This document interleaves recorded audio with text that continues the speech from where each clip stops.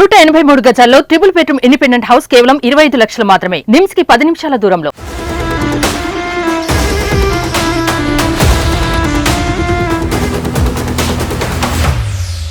Welcome to Suman TV. హైడ్రాకి రోజుకొక కొత్త అధికారం చేతికి అందుతోంది.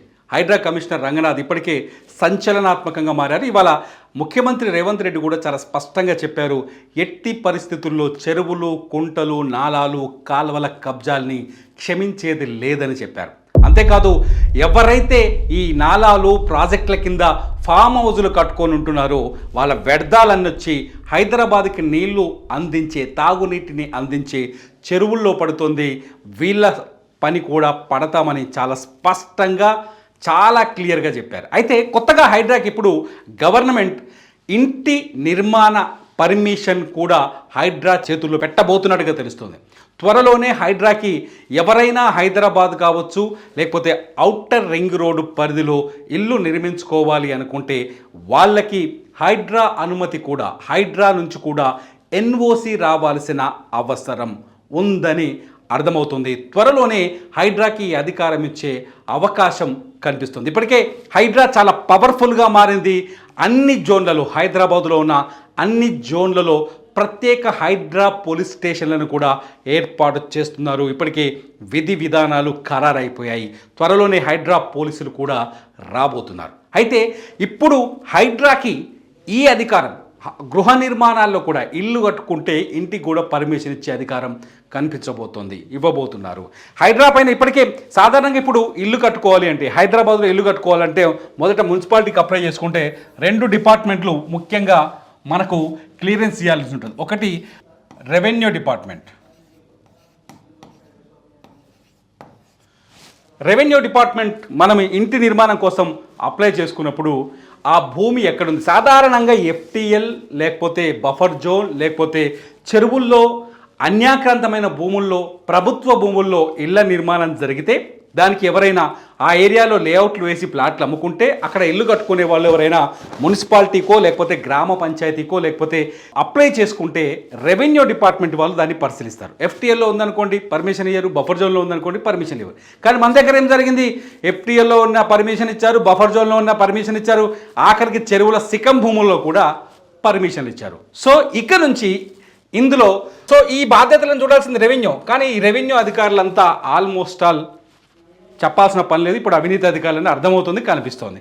చాలా చోట్ల ఈ రెవెన్యూ డిపార్ట్మెంట్ నుంచే అనుమతులు వచ్చాయి కాబట్టి చెరువుల్లో నిర్మాణాలు ఏర్పడ్డాయి. రెండోది వచ్చేసి సాధారణంగా టౌన్ ప్లానింగ్ వాళ్ళు చూస్తారు. రెండో పర్మిషన్ వీళ్ళిద్దరు ఇవ్వాల్సిందే, ఎన్ఓసీలు. టౌన్ ప్లానింగ్, ఈ టౌన్ ప్లానింగ్ వాళ్ళు ఏం చేస్తారంటే ఇంటి ఎన్ని ఫ్లోర్లు కడుతున్నారు, ఆ ఏరియాలో ఎన్ని ఫ్లోర్ల వరకు నిర్మాణాలకి అనుమతులు ఇవ్వాలి, ఎంత వైశాల్యంలో కడుతున్నారు, ఏ వైశాల్యం ఉన్న ఇంటికి భూమిలో ఇల్లు కడితే ఎంత వరకు కన్స్ట్రక్షన్ చేసుకునే అది ఇవ్వాలి. ఇవంతా, ఈ ప్లానింగ్ అంతా టౌన్ ప్లానింగ్ వాళ్ళు చేస్తారు. భూమి లీగలా ఇల్లీగలా అనేది రెవెన్యూ వాళ్ళు చేస్తే అక్కడ కట్టే నిర్మాణం ఎలా నిర్మించబోతున్నారు, దానికి ఎంతవరకు అనుమతులు అనేది టౌన్ ప్లానింగ్ వాళ్ళు చూస్తారు. ఇప్పుడు కొత్తగా ఇందులో మూడో పార్టీగా హైడ్రా యాడ్ అవ్వబోతోంది. హైడ్రా ఎందుకు యాడ్ అవుతుందంటే హైదరాబాదులో అనేక నిర్మాణాలు ఇప్పుడు హైడ్రా కూల్చివేస్తూ వచ్చింది. చాలా చోట్ల బాధితులు ఎవరంటే పేదవాళ్ళు, బీద బిక్కి జనాలు.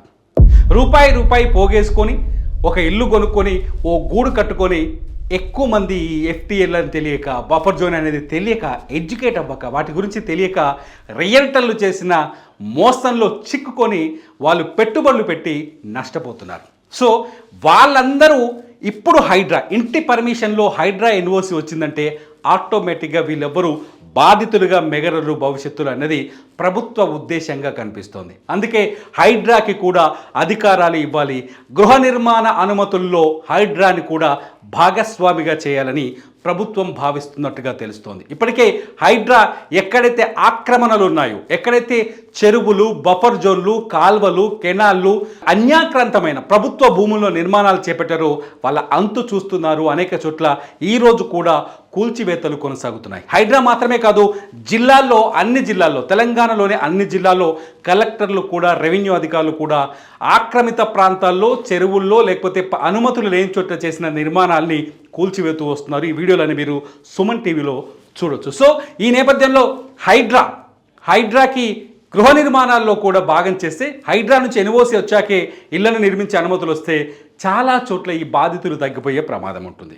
చెరువుల్లో కావచ్చు, ఫుల్ ట్యాంక్ లెవెల్లో కావచ్చు, బఫర్ జోన్లలో కావచ్చు, చెరువు శిఖాల్లో కావచ్చు, ఎక్కడైనా కాలువల పక్కన కావచ్చు, కాలువల బఫర్ జోన్లో కావచ్చు, ఇక్కడ నుంచి నిర్మాణాలు చేపట్టే అవకాశం ఉండదు. ఎక్కడైనా ఇల్లు కట్టాలన్నప్పుడు హైడ్రా పర్మిషన్ వచ్చినప్పుడు హైడ్రా అది బఫర్ జోన్లో ఉందా, ఎఫ్టీఎల్లో ఉందా, సిక్కం భూమిలో ఉందా, చెరువు కట్ట కానుకోలు ఉందా, కాలువకి ఎంత దూరం ఉంది, ఈ లెక్కలన్నీ చూసిన తర్వాతనే ఎన్ఓసి ఇచ్చే అవకాశం ఉంది. కాబట్టి ఇక్కడ నుంచి అతి త్వరలోనే హైడ్రాకి కూడా గృహ నిర్మాణ అనుమతుల్లో భాగస్వామి అయ్యే అవకాశం కనిపిస్తుంది. మరి మీరేమంటారు?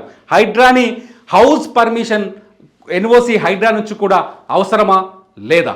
కామెంట్ చేయండి. ఈ వీడియో కింద చూస్తూనే ఉండండి సుమన్ టీవీ. సుమన్ టీవీలో మీ పర్సనల్ అండ్ బిజినెస్ ప్రమోషన్స్ కోసం కింది నెంబర్కి కాంటాక్ట్ చేయండి.